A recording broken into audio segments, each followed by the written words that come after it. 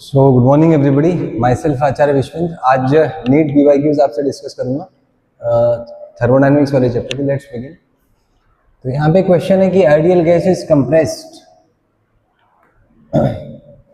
To half of its initial volume by means of several processes. ठीक है, which of the following results in the maximum work done on the gas. तो इसमें हमें पता है कि जो मैक्सिमम वर्क डन है वो आपका आइसोबेरिक प्रोसेस में होता है। ओहो सॉरी, कंप्रेशन है। तो कंप्रेशन में क्या है कि अगर हम इसका पीवी डायग्राम बना लें तो कुछ ऐसा बनेगा।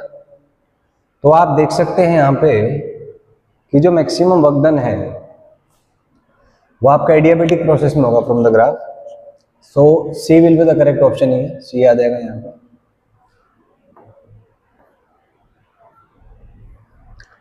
Next is two vessels contains ideal gases. ठीक है, pressure of A being twice that of B. ठीक है, under such condition density of A is found to be 1.5 times density of B. ठीक है, ratio of molecular weights.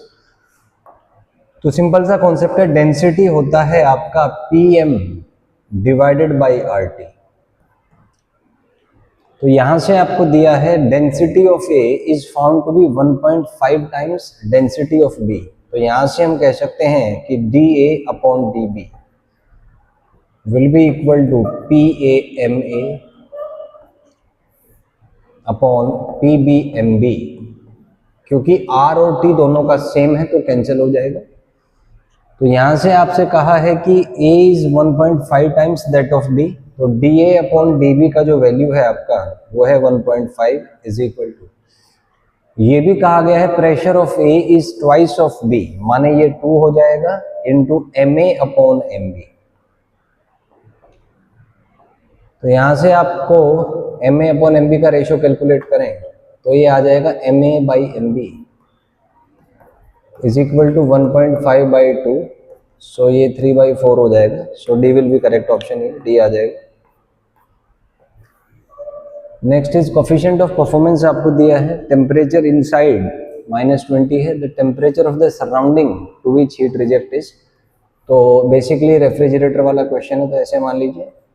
So this is your, मान लीजिए T1, ये आपको दिया है 253 हो जाएगा केल्विन में।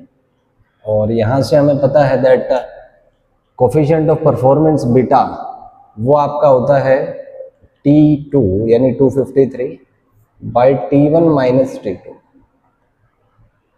ये डेफिनेशन है और ये आपका 5 दिया है, तो यहाँ से आ जाएगा